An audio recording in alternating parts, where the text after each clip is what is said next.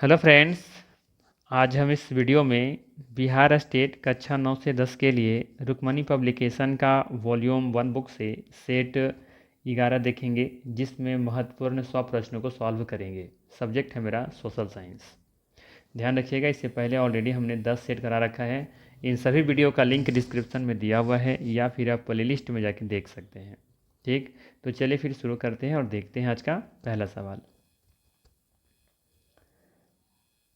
पहला सवाल शुरू करने से पहले थोड़ा सा मैं बता दूं कि यहाँ पे हर क्वेश्चन का 4 विकल्प है और चारों विकल्पों को पढ़ना और चारों विकल्पों को डिस्कस करना संभव नहीं है, क्योंकि अगर डिस्कस करते हैं सभी का तो वीडियो काफ़ी लंबा हो जाएगा। ठीक है, क्योंकि 100 प्रश्नों को चारों विकल्पों को सॉल्व करना मतलब है कि काफ़ी वीडियो ज़्यादा लंबा हो जाएगा। तो मैं चाहता हूँ कि बस जो क्वेश्चन है उसका आंसर को डिस्कस करते हुए चलें और बाकी विकल्प भी जहाँ ज़रूरत पड़ेगा वहाँ पे हम डिस्कस करते हुए चलेंगे। ठीक है, तो यहाँ पे सिर्फ करेंगे क्या, हम क्वेश्चन पढ़ेंगे और आंसर को बताते हुए चलेंगे। बाकी विकल्प जहाँ ज़रूरत पड़ेगी वहाँ पे डिस्कस कर लेंगे। ठीक है, चलिए अब शुरू करते हैं और देखते हैं पहला सवाल। पहला सवाल है, निम्नलिखित में से कौन से रोग पशुधन के बीच बहुत आम है। पहला विकल्प है ब्रुसिलोसिस, मुंहपका खुरपका रोग, ये भी दोनों या फिर उपयुक्त में से कोई नहीं। विकल्प नंबर सी सही है। यहाँ पर दिए गए विकल्पों में ए और बी दोनों सही है, जो कि पशुधन के बीच बहुत ही आम रोग है। ठीक है, चलिए अगला सवाल है, निम्नलिखित में से कौन सा पदार्थ शाकनाशी है। बताना है निम्नलिखित में से कौन सा पदार्थ शाकनाशी है। विकल्प नंबर सी सही, डी सही है। यहाँ पर ब्यूटाक्लोर पदार्थ जो है ना, ये एक शाकनाशी है। ठीक है, शाकनाशी एक ऐसा खरपतवार है जिसका प्रयोग भारत में धान की खेती में होता है।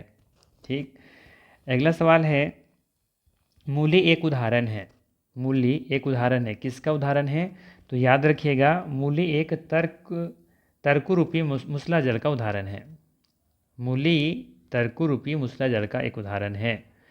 तर्की मूसला जल की विशेषता होती है कि इस प्रकार की जड़ों में जड़ का मध्य भाग मोटा होता है या फिर सूजा होता है, जबकि दोनों सिरे पतले होते हैं। ठीक है ना, तो याद रखिएगा। इसके उदाहरण के रूप में बारे में बात करें, तर्करूपी मूसला जल का उदाहरण के बारे में बात करें तो गाजर, चुकंदर, सलजम, ये सभी तर्करूपी मूसला जल के उदाहरण हो सकते हैं, अन्य उदाहरण हो सकते हैं। चलिए अगला सवाल है, डैश हरित उर्वरक फसल का एक उदाहरण है। हरित उर्वरक फसल का कौन सा उदाहरण है? तो याद रखिएगा, चावल। चावल हरित उर्वरक फसल का एक उदाहरण है। ठीक है, ये भी याद रखिएगा, नील हरित शैवाल का उपयोग जैव उर्वरक के रूप में नाइट्रोजन आपूर्ति हेतु धान की फसल में किया जाता है। फिलहाल यहाँ पे सी विकल्प सही है। अगला सवाल लेते हैं। सवाल है, निम्नलिखित किस आधुनिक सिंचाई विधि से जल का संरक्षण होता है। बताना है, निम्नलिखित किस आधुनिक सिंचाई विधि से जल का संरक्षण होता है। बात हो रही है यहाँ पे आधुनिक सिंचाई के बारे में। ठीक है, तो याद रखिएगा, स्प्रिंकलर सिंचाई है ना, स्प्रिंकलर सिंचाई की आधुनिक विधि है ये, और ये वर्षा के एक समान है। यह वर्षा के समान है, मतलब जैसे वर्षा होता है ना जिस तरीके से, उसी तरीके से स्प्रिंकलर से भी सिंचाई की जाती है। ठीक है, विकल्प नंबर सी सही है। आप देखेंगे कि एक स्प्रिंकलर लगा होता है कुछ इस तरीके से, है ना, यहाँ पे लगा होता है कुछ ऐसा, इस तरह से फुहारे निकलता है, इसे जो देखे होंगे आप लोग। तो ये किस तरह सिंचाई हो रहा है एक तरीके से, ये खेतों में वापस देखेंगे तो वर्षा के रूप में यहाँ पे सिंचाई की जाती है। तो स्प्रिंकलर सिंचाई जो है ये जल संरक्षण भी होता है, इस तरीके से ज़्यादा पानी बर्बादी नहीं होता, और ये कि आधुनिक सिंचाई भी है। ठीक है, चलिए अगला सवाल है, हरा सोना किसे कहते हैं। हरा सोना किसे कहा जाता है? तो याद रखिएगा, चाय को हरा सोना कहा जाता है, या इसे हमेशा हरा चाय वाला पौधा भी कहा जाता है। ये विकल्प सही है।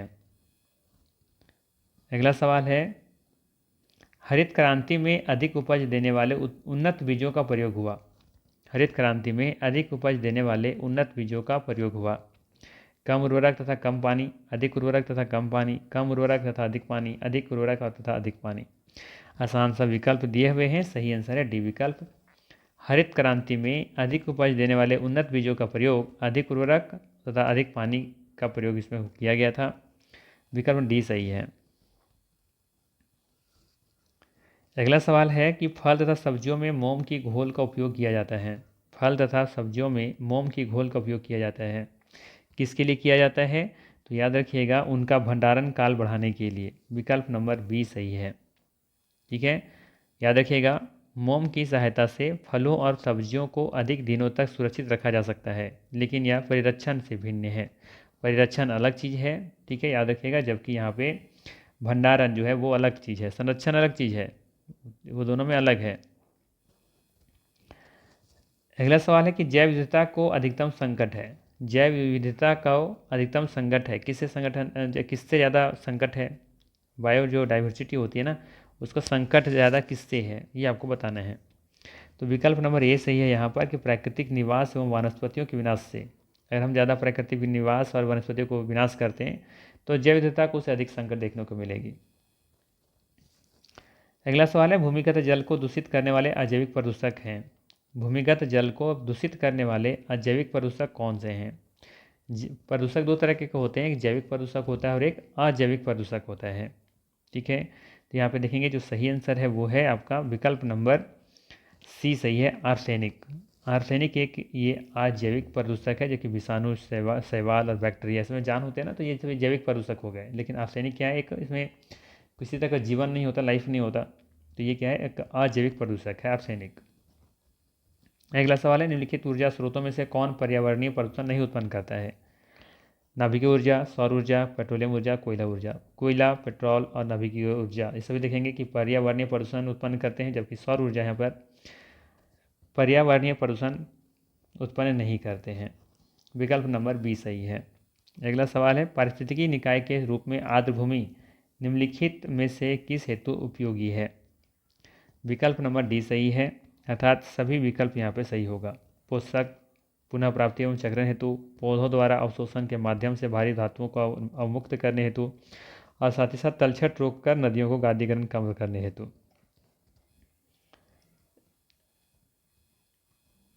अगला सवाल है, शहरी क्षेत्रों में भराई स्थलों से निर्मुक्त होने वाली गैस कौन सी है? शहरी क्षेत्रों में भराई स्थलों से निर्मुक्त होने वाली गैस कौन सी है? तो यह गैस है मीथेन। ठीक है, क्या है? मीथेन, जिसका केमिकल सूत्र होता है CH4।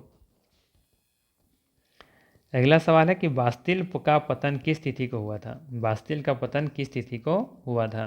तो याद रखना है, बास्तिल का पतन 14 जुलाई 1789 को हुआ था, है ना। ये भी याद रखिएगा। फ्रांस का क्रांति के अनेक कारण था, जिसमें आर्थिक कारण सबसे महत्वपूर्ण माना जाता है। विकल्प नंबर यहाँ पे जो सही होगा वो होगा सी विकल्प, 1789, 14 जुलाई। अगला सवाल है, 1789 की क्रांति के बाद फ्रांस में किस प्रकार की शासन व्यवस्था स्थापित की गई थी? याद होगा, बास्तिल का जो क्रांति हुआ था कब हुआ था? 1789 को हुआ था। तो पूछा जा रहा है यहाँ पे कि 1789 क्रांति के बाद फ्रांस में किस प्रकार की शासन व्यवस्था स्थापित की गई थी? तो याद होगा, 1789 ईस्वी में फ्रांसीसी क्रांति के बाद फ्रांस में संवैधानिक राजतंत्र शासन व्यवस्था स्थापित की गई थी। ठीक है, विकल्प नंबर यहाँ पे सही हो जाएगा आपका, विकल्प नंबर डी सही हो जाएगा, संवैधानिक राजतंत्र। अगला सवाल है, कृषि का आरंभ हुआ था किस काल में हुआ था? तो याद होना चाहिए, नवपाषाण काल में। नवपाषाण काल में कृषि का आरंभ माना जाता है। विकल्प नंबर सी सही है। ये भी याद रखना है कि नवपाषाण काल में ही कृषि के साथ साथ पशुपालन भी प्रारंभ हुआ था। ठीक है, चलिए अगला सवाल है, अच्छा ये भी याद रख लीजिएगा कि नवपाषाण काल में ही गांव और बस्ती का बसना प्रारंभ हुआ था। वैसे तो देखा जाए तो नवपाषाण काल में बहुत कुछ घटनाएं घटी थी। इसी काल में देखेंगे चाक का आविष्कार हुआ, है ना। इसी काल में धातु का प्रयोग प्रारंभ शुरू हुआ, है ना। चलिए, फ्रांस में किस राजवंश का शासन था? फ्रांस में किस राजवंश का शासन था? तो बुर्बो, है ना, बुर्बो राजवंश का शासन था। विकल्प नंबर ए सही होगा। अगला सवाल है, गुप्त संधियों की नीति किसने अपनाई? गुप्त संधियों की नीति किसने अपनाई थी? कौन थे ये थे बिस्मार्क। विकल्प नंबर बी सही होगा। गुप्त संधियों की नीति किसने अपनाई थी? बिस्मार्क ने। याद है ना, बिस्मार्क जो जर्मनी के एकीकरण के जनक थे और बिस्मार्क प्रशा के प्रधानमंत्री थे। बिस्मार्क 1871 से लेकर के 1890 तक जर्मनी के प्रथम चांसलर भी थे। अगला सवाल है, 1879 की द्वैध संधि किन राष्ट्रों के मध्य हुई थी? सवाल है 1879 की द्वैध संधि किन राष्ट्रों के मध्य हुई थी? दिए गए विकल्पों में सही आंसर है डी विकल्प, ऑस्ट्रिया और जर्मनी। कब हुई थी? 1879। ठीक है।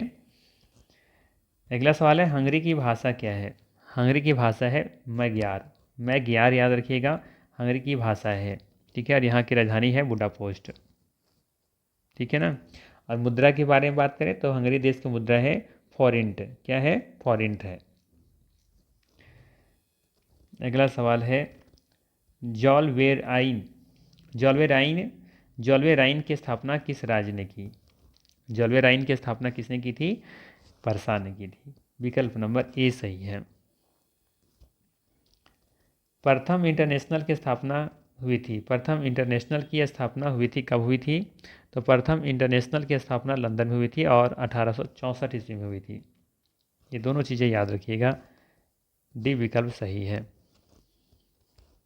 ये भी याद रखा जा सकता है कि कार्ल मार्क्स के प्रयास से प्रथम इंटरनेशनल की स्थापना की गई थी। अगला सवाल है रूस की बोल्शेविक क्रांति का नेतृत्व किया किसने किया था? तो ये करने वाले व्यक्ति थे लेनिन। विकल्प नंबर सी सही है। अब सवाल है कि साम्यवादी घोषणा पत्र के लेखक कौन थे? साम्यवादी घोषणा पत्र के लेखक कार्ल मार्क्स और एंगल्स थे, अर्थात विकल्प नंबर डी सही है। अगला सवाल है हिंद चीन में कौन राष्ट्र शामिल नहीं था? हिंद चीन में कौन राष्ट्र शामिल नहीं था? कौन नहीं था? चीन नहीं शामिल था। हिंद चीन में चीन शामिल नहीं था। ठीक है, हिंद चीन का नाम इंडो चाइना है, ये भी याद रखिएगा। अगला सवाल है भारत में 1917 में पहली देसी जूट मिल किस नगर में स्थापित की गई थी? बहुत अच्छा सवाल है।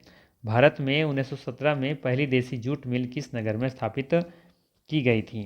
तो याद रखना है कलकत्ता में। कलकत्ता में स्थापित की गई थी। याद होगा भारत में प्रथम जूट मिल 1855 ईस्वी में स्थापित किया गया था। प्रथम जूट मिल रिसरा में स्थापित किया गया था, याद रखना है। विकल्प नंबर इसके अनुसार सही हो जाएगा ये विकल्प कलकत्ता। अगला सवाल है इनमें से किसका भारत में प्रत्यक्ष चुनाव होता है? प्रत्यक्ष चुनाव किसका होता है? दिए गए विकल्पों में से बताना है। तो देखेंगे विकल्पों में से सही आंसर हो जाएगा बी विकल्प, विधानसभा का सदस्य। लेकिन भारत का उपराष्ट्रपति, राज्यसभा का सदस्य और भारत के राष्ट्रपति सीधे जनता के द्वारा ये चुने नहीं जाते हैं, अप्रत्यक्ष तरीके से इनका चुनाव होता है। जबकि विधानसभा का जो सदस्य होते हैं उनका चुनाव प्रत्यक्ष रूप से होता है।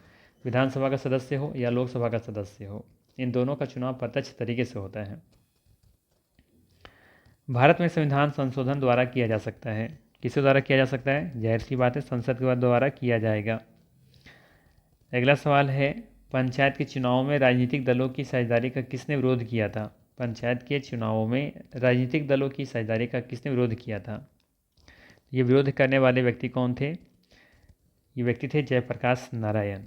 याद रखना है पंचायत के चुनाव में राजनीतिक दलों की साझेदारी का जयप्रकाश नारायण ने विरोध किए थे। संविधान सभा में स्थानीय स्वशासन के संबंध में दो खेमे हो गए थे। एक स्थानीय स्वशासन के पक्षधार थे और दूसरा स्थानीय स्वशासन के विरोधी थे। ठीक है ना। चलिए आगे है राज्यों के पुनर्गठन की शक्ति किसके पास है? राज्यों के पुनर्गठन की शक्ति किसके पास है? तो ये भारतीय संसद के पास है। ठीक है, याद रखिएगा आर्टिकल 3 में नए राज्यों का निर्माण और वर्तमान राज्यों के क्षेत्रों की जो सीमाएं हैं या नामों में जो परिवर्तन है वो संसद विधि द्वारा की जा सकती हैं। अगला सवाल है कि म्युनिसिपल कॉरपोरेशन साधारणतः खालिस्तान प्रशासन के लिए स्थापित की जाती हैं। म्युनिसिपल कॉरपोरेशन जो साधारणतः है ये किसके प्रशासन के लिए स्थापित की जाती हैं? तो सभी जो शहर में रहते होंगे, है ना, तो उनको ज़रूर पता होगा ये चीज़ें। जो बड़े बड़े कस्बे होते हैं उनके प्रशासन के लिए स्थापित की जाती है म्युनिसिपल कॉरपोरेशन। चलिए अगला सवाल लेते हैं। सवाल है पंचायती राज प्रथम बार अक्टूबर 1959 में प्रारंभ किया गया था। पंचायती राज प्रथम बार अक्टूबर 1959 में प्रारंभ किया गया था। कहाँ से शुरू किया गया था? पहले बता चुके हैं, कई सेट में आ चुका है। अब बताइए इसका आंसर क्या होगा? इसका आंसर हो जाएगा राजस्थान, है ना। विकल्प नंबर बी सही होगा। ठीक है, याद रखना है। पंचायती राज प्रथम बार अक्टूबर 1959 में राजस्थान में प्रारंभ किया गया था, याद होना चाहिए। पंचायती राज का शुभारंभ स्वतंत्रता भारत में 2 अक्टूबर 1959 ईस्वी को भारत में के प्रथम प्रधानमंत्री जवाहरलाल नेहरू के द्वारा राजस्थान राज्य के नागौर जिला से शुरू किया गया था। राजस्थान के नागौर जिला। अगला सवाल है, पंचायती राज खालिस्तान के लोगों को वास्तविक स्वराज देने के लिए स्थापित किया गया था। पंचायती राज खालिस्तान के लोगों को वास्तविक स्वराज देने के लिए स्थापित किया गया था। इसका सही आंसर होगा यहाँ पे, ध्यान रखिएगा, बी विकल्प ग्रामीण क्षेत्रों के लिए। पंचायती राज ग्रामीण क्षेत्रों के लोगों को वास्तविक स्वराज देने के लिए स्थापित ये किया गया था। कहाँ से किया गया था, कब किया गया था, उस समय प्रधानमंत्री कौन थे, सब चीज़ों को जरूर ध्यान रखिएगा, कहीं से सवाल पूछा जा सकता है। भारत का संविधान क्या है? उधार का एक बोरा है, दूसरे संविधानों की कोई नकल नहीं है, अमेरिकी संविधान की नकल है, एक मूल संविधान है। तो आप देखेंगे कि भारत का संविधान जो है ना, ये उधार का एक बोरा कह सकते हैं इसे, है ना। भारत का संविधान उधार का एक बोरा है। क्यों ऐसा कह सकते हैं, है ना। तो आप देखेंगे कि भारत का जो संविधान है ना, एक तो कई देशों से उधार ली गई हैं, कई देशों से देखेंगे कि उठा पठा करके ला करके कई देशों का सम्मिश्रण कह सकते हैं आप, नहीं। संविधान नियमों उपनियमों का एक ऐसा लिखित दस्तावेज होता है जिसके अनुसार सरकार का संचालन किया जाता है। ठीक है, यहाँ पे इसका सही आंसर क्या हो जाएगा, विकल्प नंबर ए सही होगा।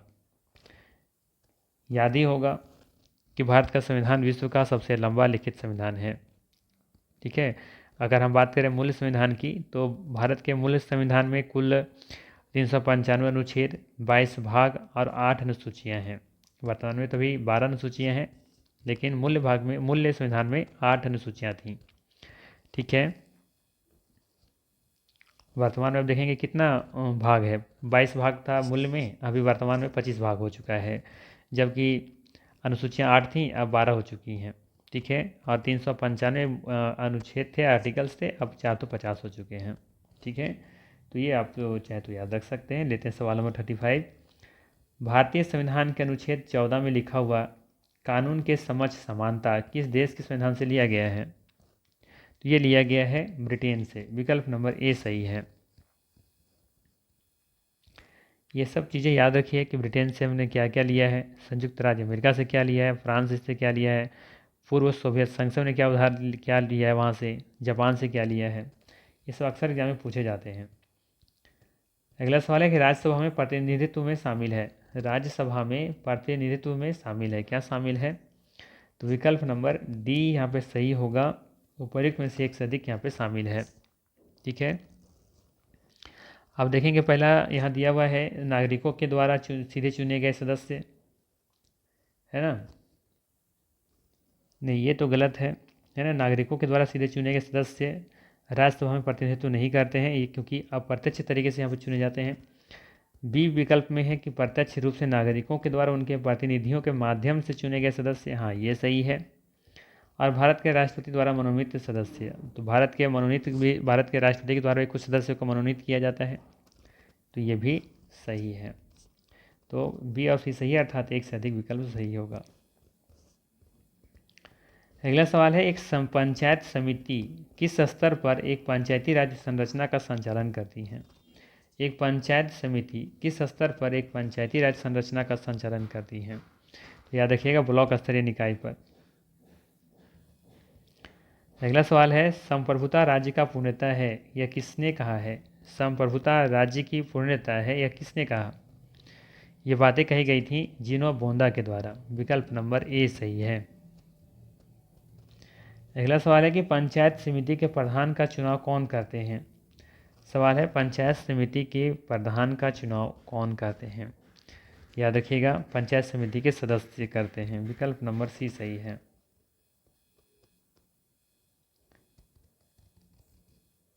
चलिए अगला सवाल है, निम्न में से किसका संबंध केंद्र राज्य संबंधों से है? तो याद रखिएगा, विकल्प नंबर बी सही है, राज्य मन्नार समिति रिपोर्ट। राज्य मन्नार समिति रिपोर्ट का संबंध केंद्र राज्य संबंधों से है। याद रखिएगा, 1969 में तमिलनाडु राज्य सरकार द्वारा केंद्र राज्य संबंधों पर विचार करने हेतु डॉक्टर पी.वी. राजमन्नार की अध्यक्षता में 3 सदस्यीय समिति का गठन किया गया था। अगला सवाल है संघीय सरकार का सबसे महत्वपूर्ण लक्षण क्या है? याद रखिएगा, संघीय सरकार का सबसे महत्वपूर्ण लक्ष्य है संघ एवं राज्य सरकार के बीच शक्तियों का विभाजन। विकल्प नंबर सी सही होगा। कल्याणकारी राज्य मूल्यता संश्लेषण है। कल्याणकारी राज्य मूल्यता संश्लेषण है किसका है? तो याद रखिएगा ये विकल्प सही है उदारवाद और समाजवाद का। अगला विकल्प है संसद में भारतीय राष्ट्रपति पर महाभियोग एक। संसद में भारतीय राष्ट्रपति पर महाभियोग एक क्या है? तो यह एक कह सकते हैं अर्ध न्यायिक प्रक्रिया है। विकल्प नंबर बी सही होगा।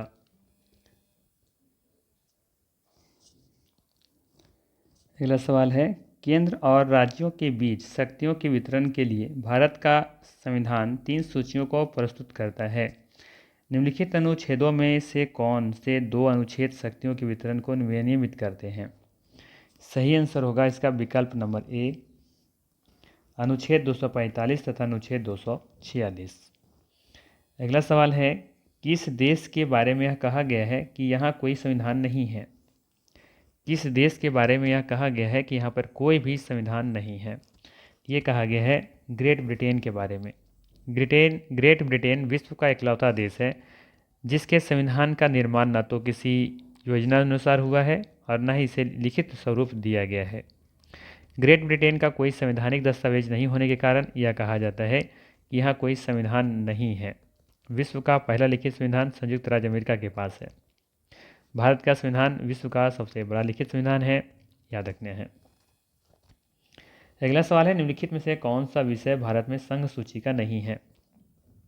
तो अब देखेंगे विकल्पों में से प्रतिरक्षा ये संघ विषय का सूची है, रेल भी है, निर्वाचन भी है, लेकिन शिक्षा ये देखेंगे समवर्ती सूची में है।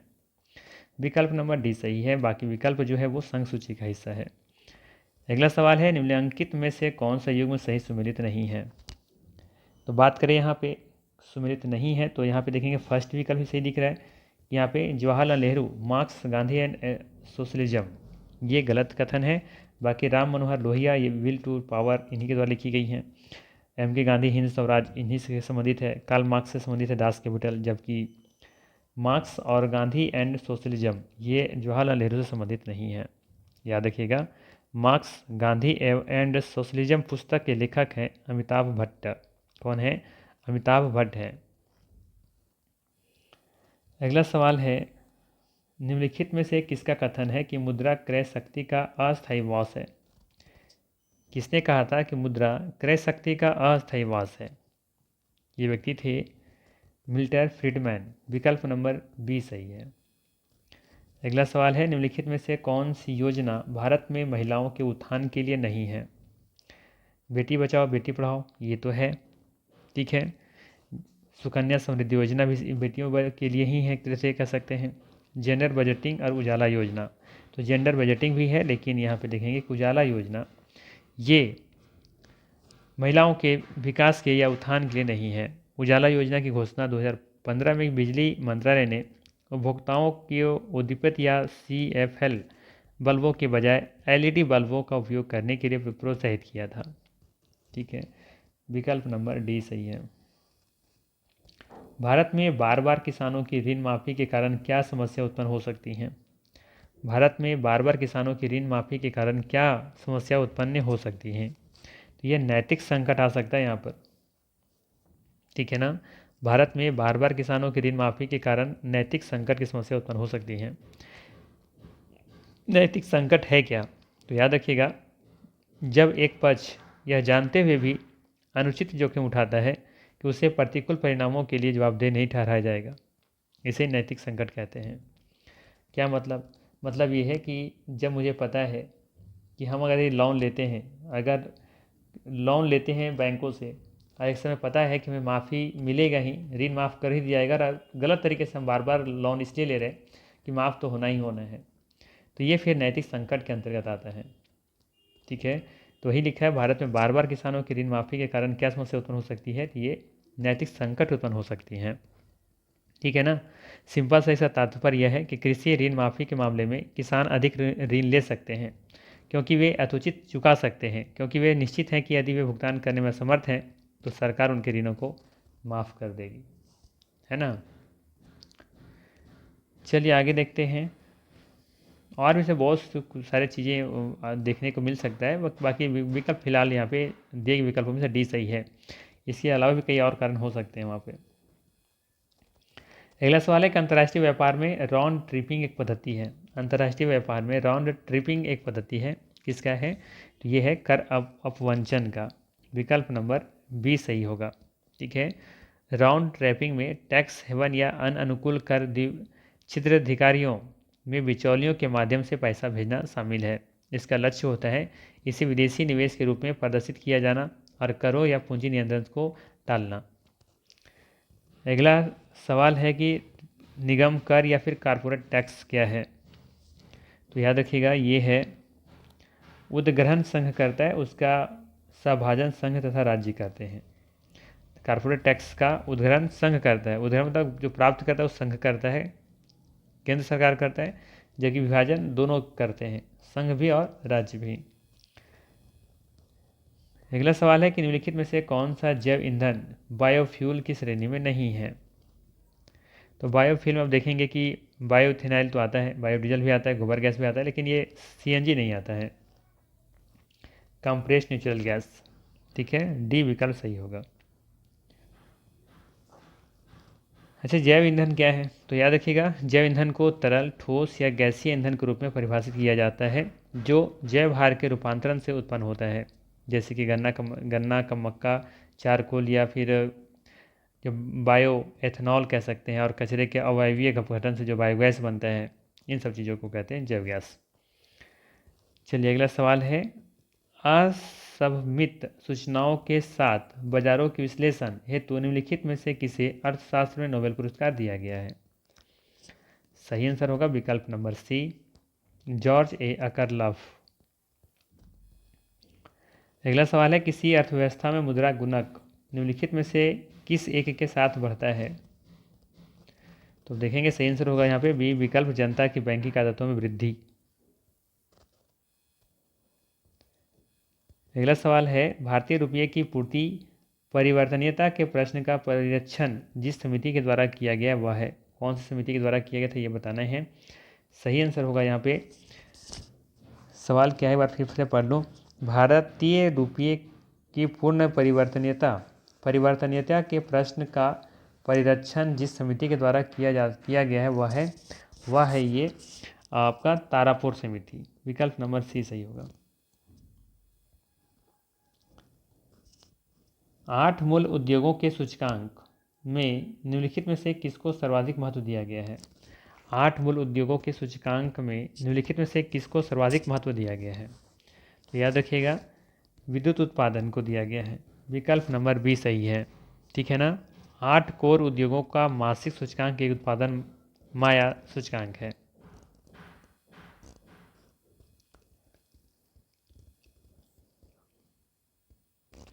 अगला सवाल लेते हैं। सवाल है निम्नलिखित में से किस एक समिति ने उद्योगों में लघु क्षेत्र के लिए वस्तुओं का आरक्षण समाप्त करने की सिफारिश की? सही आंसर है विकल्प नंबर ए आबिद हुसैन समिति। आबिद हुसैन समिति ने उद्योगों में लघु क्षेत्र के लिए वस्तुओं का आरक्षण समाप्त करने की सिफारिश की थी। अच्छा, नरसिम्हन समिति का उद्देश्य ये क्या था, किनसे संबंधित था? तो याद रखिएगा नरसिम्हन समिति का संबंध बैंकिंग क्षेत्र में सुधार लाने से है। जबकि नायक समिति के बारे में बात करें तो नायक समिति लघु एवं मध्यम उद्योगों को ऋण उपलब्ध कराने में से संबंधित था। ठीक है, चलिए ये भी देख लीजिएगा राकेश मोहन समिति क्या थी। तो राकेश मोहन समिति आधारभूत संरचना में सुधार से संबंधित है। अगला सवाल है भारतीय रिजर्व बैंक का लेखा वर्ष है। भारतीय रिजर्व बैंक का लेखा वर्ष कितना है? ये आसान सवाल है। ठीक है, याद रखिएगा भारतीय रिजर्व बैंक का लेखा वर्ष सही आंसर होगा ए विकल्प अप्रैल से मार्च। ठीक है, याद रखिएगा इससे पहले इसका लेखा वर्ष 1 जुलाई से 30 जून हुआ करता था, लेकिन नियमों में बदलाव किया गया है।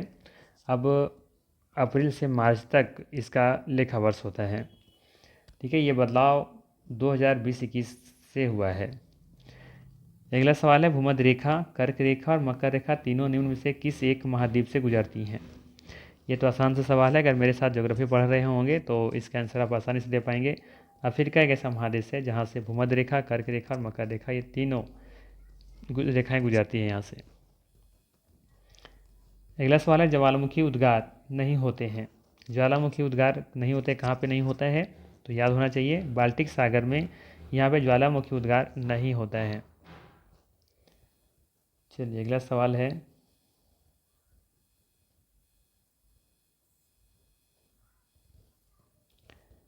कौन सा कथन सही नहीं है? कौन सा कथन सही नहीं है? देखिएगा, पहला दिया हुआ है, फॉकलैंड द्वीप समूह हिंद महासागर में स्थित है। ये तो कथन बिल्कुल गलत है ना? याद रखिएगा, फॉकलैंड फॉकलैंड द्वीप समूह अटलांटिक महासागर में स्थित है, ना कि हिंद महासागर में। बी कथन सही दिख रहा है कि नामीबिया अफ्रीका में स्थित है, ये सही है। निकारागुआ मध्य अमेरिका में है, ये भी सही है। और अमन एशिया में है, ये भी सही है। और यमन की राजधानी सना है। ठीक, तो यहाँ पे ए विकल्प सही हो जाएगा कि ये ही सही नहीं है। अगला सवाल है कि निम्नलिखित में से किसे पर्वतों का शहर कहा जाता है? सागर कहा जाता है, सॉरी। निम्नलिखित में से किसे पर्वतों का सागर कहा जाता है? विकल्प नंबर बी सही होगा, ब्रिटिश कोलंबिया को। मकर रेखा नहीं गुजरती, अच्छा सवाल है ये। मकर रेखा नहीं गुजरती, कहाँ से नहीं गुजरती हैं? इसका सही आंसर होगा ए, बोलोविया से। ठीक है, बोलोविया से मकर रेखा नहीं गुजरती हैं। ठीक है, विकल्प नंबर क्या सही होगा? ए सही होगा। बाकी पराग्वे से, अर्जेंटीना से और ब्राज़ील से, ये सभी से मकर रेखा गुजरती हैं। अगला सवाल है, दक्षिणी अमेरिका में खनिजों का भंडार जो क्षेत्र है वह है। दक्षिण अमेरिका में खनिजों का भंडार जो क्षेत्र है वह कौन सा है? वो क्षेत्र है आपका ब्राज़ील का पठार, ये सही है यहाँ पर। अगला सवाल है, दस्त ए लूट अवस्थित है। दस्त ए लूट अवस्थित है कहाँ पे? ये अवस्थित है, याद रखिएगा, ईरान में अवस्थित है। कहाँ पे? ईरान में। विकल्प नंबर ए सही होगा। ग्रेट विक्टोरियन मरुस्थल कहाँ स्थित है? ग्रेट विक्टोरियन मरुस्थल कहाँ स्थित है? तो ये स्थित है आपका ऑस्ट्रेलिया में। ग्रेट विक्टोरियन मरुस्थल ऑस्ट्रेलिया में स्थित है, याद रखिएगा। ग्रेट विक्टोरियन मरुस्थल ऑस्ट्रेलिया के दक्षिण एवं दक्षिण पश्चिम में विस्तारित है। यह ऑस्ट्रेलिया का सबसे बड़ा मरुस्थल भी है और यह उष्ण मरुस्थल का उदाहरण है ना? चलिए आगे देखते हैं। निम्न में से किनके साथ इजराइल की सीमाएं साझा होती हैं? कह रहा है, निम्न में से किनके साथ इजराइल की साझी सीमाएं हैं? इजराइल के साथ मतलब इजराइल से सटे हुए कौन कौन से देश होंगे, ये आपको बतानी है।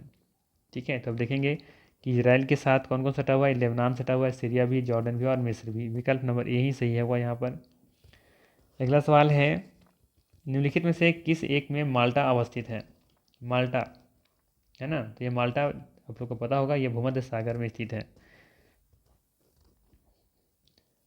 और माल्टा की राजधानी जरूर याद रखिएगा, पूछा जा सकता है। तो माल्टा की राजधानी है वेलेटा। निम्नलिखित में से किसे स्वर्ण द्वार का नगर कहा जाता है? सवाल क्या है, निम्नलिखित में से किसे स्वर्ण द्वार का नगर कहा जाता है? सैन फ्रांसिस्को को। विकल्प नंबर डी सही है। ठीक है, अगला सवाल है, निम्नलिखित महाद्वीपों में से किसमें कोई स्थल रुद्ध देश नहीं है? इस तरह के सवाल अक्सर पूछे जाते हैं, ध्यान रखिएगा कि निम्नलिखित महाद्वीपों में से किसमें कोई स्थल रुद्ध देश नहीं है। विकल्प नंबर डी सही है, उत्तरी अमेरिका। उत्तरी अमेरिका में कोई भी स्थल रुद्ध देश नहीं है, मतलब है कि उत्तर अमेरिका का जितने भी देश हैं सभी की सीमाएं किसी न किसी समुद्र से या सागर से लगती ही हैं। ठीक है, अगला सवाल है, राम सेतु शुरू होता है कहाँ से? शुरू होता है ये बताना है कि राम सेतु शुरू होता है कहाँ से? शुरू होता है धनुषकोडी से, मंडपम से, पम्बम से या फिर रामेश्वरम से। तो शुरू होता है ये पम्बन से। विकल्प नंबर सी सही है। शक्कर नगर चीनी का एक प्रमुख उत्पादन केंद्र है। शक्कर नगर चीनी का एक प्रमुख उत्पादन केंद्र है, कहाँ पर? विकल्प नंबर डी सही, उत्तर प्रदेश, जो कि पिछला सेट में भी हम बता चुके हैं। ठीक है, और उत्तर प्रदेश ही जानते होंगे आप लोग कि यह भारत का सबसे बड़ा गन्ना उत्पादक राज्य है। अगला सवाल है कि बैलाडीला खान किस खनिज से संबंधित है? और कहाँ पे स्थित है ये भी आप लोग कमेंट करके बताइएगा। तो बैलाडीला खान लौह अयस्क ये खनिज से संबंधित है, लौह अयस्क खनिज से। और कहाँ स्थित है ये स्थित है आपका, आप देखेंगे तो ये आपका दंतेवाड़ा जिला में, जो कि छत्तीसगढ़ में स्थित है ना। तो ये याद रखिएगा, विकल्प नंबर ए सही है यहाँ पर। चलिए अगला सवाल है,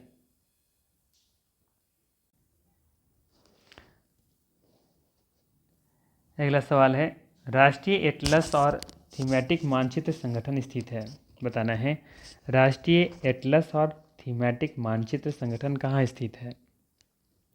तो याद रखिएगा विकल्प नंबर डी सही होगा, कोलकाता। अगला सवाल है निम्न राष्ट्रीय राजमार्गों में से किसकी सबसे अधिक लंबाई है। सबसे अधिक लंबाई जो है दिए गए विकल्पों में से कौन सा है, या फिर दिए गए राष्ट्रीय राजमार्गों में से किसकी सबसे अधिक लंबाई है ये बतानी है। तो याद रखिएगा विकल्पों में से कोलकाता हाजिरा राष्ट्रीय राजमार्ग सबसे अधिक लंबाई है, ठीक है ना। कोलकाता हाजिरा राष्ट्रीय राजमार्ग की कुल लंबाई अब देखेंगे तो 1949 किलोमीटर लगभग है, ठीक है। और ये भी याद रखिएगा कि कोलकाता हाजिरा राष्ट्रीय राजमार्ग संख्या 6 है, ठीक है। और राष्ट्रीय राजमार्ग 3 आगरा मुंबई को जोड़ता है। विकल्प नंबर सी सही होगा यहाँ पर। अगला सवाल है राष्ट्रीय कृषि अनुसंधान प्रबंधन अकादमी स्थित कहाँ पर है। ये है हैदराबाद में, ठीक है। चलिए भारत में सुनामी वार्निंग सेंटर अवस्थित है, भारत में सुनामी वार्निंग सेंटर कहाँ पर स्थित है ये, तो याद रखना है हैदराबाद में ये भी स्थित है, ठीक है। राष्ट्रीय कृषि अनुसंधान प्रबंधन अकादमी भी हैदराबाद में स्थित है, जबकि भारत में सुनामी वार्निंग सेंटर भी हैदराबाद में ही स्थित है, ठीक है। जबकि राष्ट्रीय एटलस थीमेटिक मानचित्र संगठन कहाँ स्थित था, कोलकाता में, ठीक है। चलिए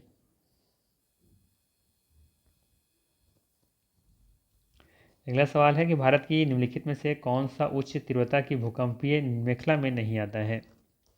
भारत की निम्नलिखित में से कौन सा उच्च तीव्रता की जो भूकंपीय मेखला है उसमें कौन नहीं आता है। तो दिए गए विकल्पों में सब देखेंगे कि कर्नाटक का पठार में उच्च तीव्रता के भूकंपीय ये मेखला में नहीं आता, यहाँ पे ज़्यादा उच्च गति से उच्च तीव्रता से भूकंप नहीं आते, लेकिन उत्तराखंड कच्छ और हिमाचल प्रदेश में उच्च तीव्रता से भूकंप देखने को मिलते हैं। विकल्प नंबर बी सही है। सवाल है ओंकारेश्वर परियोजना निम्नलिखित नदियों में से किस एक से संबंध है। याद रखिएगा नर्मदा से। विकल्प नंबर बी सही है। प्रथम बौद्ध महासभा कहाँ आयोजित हुई थी। तो याद रखना है प्रथम बौद्ध महासभा राजगृह में आयोजित की गई थी 483 ईसा पूर्व में। विकल्प नंबर सही हो जाएगा यहाँ पर सी राजगृह, ठीक है। जबकि द्वितीय बौद्ध महासभा वैशाली में आयोजित की गई थी। तृतीय बौद्ध महासभा पाटलिपुत्र में आयोजित की गई थी, जबकि चौथा बौद्ध महासभा ये कश्मीर में आयोजित की गई थी, ठीक है। ये भी याद रखिएगा चतुर्थ बौद्ध संगति के बाद बौद्ध धर्म दो भागों में बट गए थे, कौन कौन, हीनयान और महायान में। तो सवाल पूछा भी जा सकता है कि किस बौद्ध संगति के बाद बौद्ध धर्म दो भागों में बट गए, हीनयान एवं महायान में। तो ये होगा चतुर्थ बौद्ध संगति, ठीक है ना, जो कि कहाँ हुआ था, कुंडल वन में हुआ था, जो कि जम्मू कश्मीर में है। अगला सवाल है किस गुप्त शासक ने अपने बड़े भाई की हत्या कर सत्ता प्राप्त की थी। विकल्प नंबर डी सही होगा चंद्रगुप्त द्वितीय। याद कीजिएगा कुछ स्रोतों में यह भी कहा गया है कि गुप्त शासक चंद्रगुप्त द्वितीय ने अपने भाई रामगुप्त की हत्या कर सत्ता प्राप्त किया था। अगला सवाल है कि मगध शासक बिम्बिसार की चिकित्सक कौन था। क्या नाम था उसका, जीवक, है ना, जीवक था ना इसका चिकित्सक बिम्बिसार का। डी विकल्प सही होगा। और बिम्बिसार कौन था, किस वंश का संस्थापक किया था, हर्यक वंश का, है ना। अगला सवाल है प्रसिद्ध यूनानी राजदूत मेगास्थनीज भारत में किसके दरबार में आए थे। तो ये आए थे चंद्रगुप्त मौर्य के दरबार में। मेगास्थनीज जो था ना ये राजदूत, ये कहाँ का ये राजदूत था, ये यूनानी राजदूत था मेगास्थनीज, जो कि भारत में चंद्रगुप्त मौर्य के दरबार में आया था। अगला सवाल है पुराणों का अध्ययन करने वाला प्रथम मुसलमान कौन था। पुराणों का अध्ययन करने वाला प्रथम मुसलमान कौन था। तो ये मुसलमान था अल बरूनी। अल बरूनी का नाम याद रखिएगा। पुराणों का अध्ययन करने वाला प्रथम मुसलमान अल बरूनी था। किस सुल्तान के बारे में यह कहा जाता है कि उसने भूमि कर को उत्पादन के 50% तक कर दिया था। मतलब इस सवाल ये है कि किस सुल्तान के बारे में कहा जाता है कि उसने भूमि कर को उत्पादन के 50% तक कर दिया था। विकल्प नंबर बी सही होगा, अलाउद्दीन खिलजी के बारे में बात हो रही है यहाँ पर। अगला सवाल है, निम्नलिखित में से किस सुल्तान के दरबार में सबसे अधिक गुलाम थे। सवाल क्या है कि निम्नलिखित में से किस सुल्तान के दरबार में सबसे अधिक गुलाम थे। विकल्प नंबर डी सही होगा, फिरोज शाह तुगलक। अगला सवाल है, विजयनगर साम्राज्य की वित्तीय व्यवस्था की मुख्य स्रोत क्या थी। विजयनगर साम्राज्य की वित्तीय व्यवस्था की मुख्य स्रोत क्या थी। विकल्प नंबर बी सही होगा, भू राजस्व। विजयनगर, ये तो हो गया। 89 नंबर देखते हैं, दीवान ए अर्ज विभाग संबंधित था। दीवान ए अर्ज विभाग संबंधित था, किससे संबंधित था। विकल्प नंबर सी सही होगा, रक्षा विभाग से।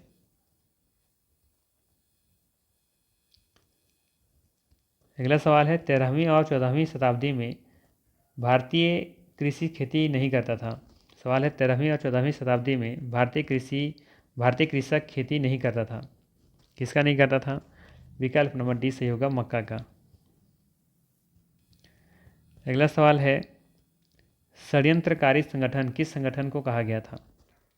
षड्यंत्रकारी संगठन किस संगठन को कहा गया था। तो याद कीजिए, सही आंसर होना चाहिए सी विकल्प, आर्य समाज। षड्यंत्रकारी संगठन आर्य समाज को कहा गया है। ठीक है। अगला सवाल है, बहुदलीय व्यवस्था के बावजूद लंबे समय तक भारत में राजनीतिक परिदृश्य में कांग्रेस व्यवस्था का आधिपत्य बना रहा, यह किसने कहा। ये कहने वाले थे रजनी कोठारी। विकल्प नंबर डी सही है। अगला सवाल है, भारत में मजदूर संघ आंदोलन अस्थायी तौर पर स्थापित हुआ। भारत में मजदूर संघ आंदोलन अस्थायी तौर पर स्थापित कब हुआ था, किस ईस्वी में, ये बात हो रही है यहाँ पे। तो याद रखना है, प्रथम विश्व युद्ध के बाद। प्रथम विश्व युद्ध के बाद देखेंगे तो भारत में मजदूर संघ आंदोलन स्थायी रूप से स्थापित हुए थे। अगला सवाल है, अस्थायी बंदोबस्त को लागू किया गया था। अस्थायी बंदोबस्त को 1793 ईस्वी में लागू किया गया था। याद होगा, 1790 में कॉर्नवालिस ने एक 10 वर्षीय भू राजस्व व्यवस्था लागू की, जिसमें भूमि का स्वामी तथा लगान वसूली का अधिकारी जमींदार को ही माना गया, अतः इसे जमींदारी अस्थायी व्यवस्था भी कहते हैं। तो यहाँ पे सही आंसर होगा विकल्प नंबर बी। अगला सवाल है, 1906 में आयोजित भारतीय राष्ट्रीय कांग्रेस कलकत्ता अधिवेशन में भारत के लिए स्वराज का झंडा किसके द्वारा फहराया गया था। सही आंसर हो जाएगा यहाँ पे विकल्प नंबर बी, दादा भाई नेरोजी के द्वारा। अगला सवाल है, भारतीय स्वतंत्रता संग्राम के बारे में निम्नलिखित में से कौन सा कथन सही नहीं है। सवाल है, भारतीय स्वतंत्रता संग्राम के बारे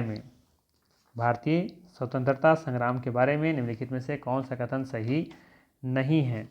तो बात करें पहला कथन के बारे में, दे रखा है कि चौरी चौरा कांड के कारण गांधी जी ने असहयोग आंदोलन से हाथ खींच लिया था। बिल्कुल कथन सही है, जिसके बाद भीमराव अम्बेडकर ने इसे कायरता बताया था।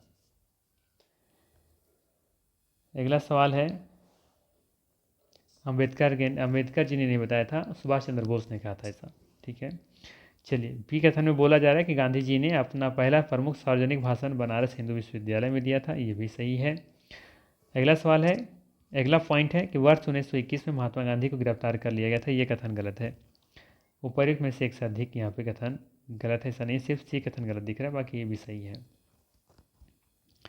अगला सवाल है, अबुल कलाम आज़ाद के द्वारा किस पत्रिका को संपादित किया गया था। तो याद कीजिएगा, अल हिलाल। अबुल कलाम आज़ाद के द्वारा अल हिलाल पत्रिका को संपादित किया गया था। ठीक है, याद रखिएगा, अबुल कलाम आज़ाद ने वर्ष 1912 में उर्दू साप्ताहिक अल हिलाल का प्रकाशन प्रारंभ किया था। विकल्प बी सही होगा। एक लंबी सी कहानी पढ़ लेते हैं, क्या है। एक सन्यासी जो फिजी में एक गिरमिटिया मजदूर के रूप में काम करने के बाद उस जिले में अपनी पीठ पर तुलसीदास रामायण की एक प्रति लेकर आया था, जिससे वह ग्रामीण श्रोताओं को छंद सुनाता था। यहाँ जिस किसान नेता की जिक्र है वह कौन है। यहाँ पर जिस किसान नेता का जिक्र है वह कौन है। तो वो व्यक्ति हैं बाबा रामचंद्र। विकल्प नंबर सी सही है। अगला सवाल है कि ऑल इंडिया हरिजन संघ की स्थापना 1932 में किसके द्वारा की गई थी। सिंपल सा है कि ऑल इंडिया हरिजन संघ की स्थापना किसने की थी। इसकी स्थापना तो 1932 में की गई थी, लेकिन किसके द्वारा की गई थी, तो महात्मा गांधी के द्वारा की गई थी। ठीक है। अगला सवाल है, और ये सेट का आखिरी सवाल है, 20 फरवरी 1947 को प्रधानमंत्री एटली ने भारत से ब्रिटिश शासन को कब तक वापस लेने की घोषणा की थी। 20 फरवरी 1947 को प्रधानमंत्री एटली ने भारत से ब्रिटिश शासन को कब तक वापस लेने की घोषणा की थी। विकल्प नंबर सी सही होगा, जून 1948। ठीक है, सी विकल्प सही होगा, जून 1948। ठीक है, याद रखिएगा। तो ये थे महत्वपूर्ण 100 प्रश्न इस सेट का। अगर ये सेशन अच्छा लगा हो तो लाइक ज़रूर कीजिएगा। और मैं बताते चलूँ कि इस किताब में जो वॉल्यूम 1 बुक के नाम से आई हुई थी, उसमें 11 सेट दिए हुए थे और 10 प्रीवियस ईयर पेपर के क्वेश्चंस डाले हुए थे। अगर आप लोग यदि कमेंट करते हैं, बताते हैं कि हाँ सर आगे प्रीवियस ईयर पेपर वाला भी करवा दीजिए, आप लोग के पास टाइम है कि उसको भी देख करके जाएँ, तो आगे कंटिन्यू करेंगे। अदरवाइज ये जो सेशन चला मेरा प्रैक्टिस सेट वाला, तो यहीं पर एंड हो जाएगा। नहीं तो फिर आप कमेंट करेंगे तो फिर प्रीवियस ईयर पेपर सॉल्व भी हम करा देंगे, जैसा आप लोग की मांग होगी। ठीक है, तो चलिए फिर मिलते हैं इसी तरह के नेक्स्ट वीडियो में। और आप लोग कमेंट करके जरूर बताइएगा कि आप लोग इसके आगे कंटिन्यू चाहते हैं प्रीवियस पेपर को सॉल्व करना या नहीं। ठीक, चलिए।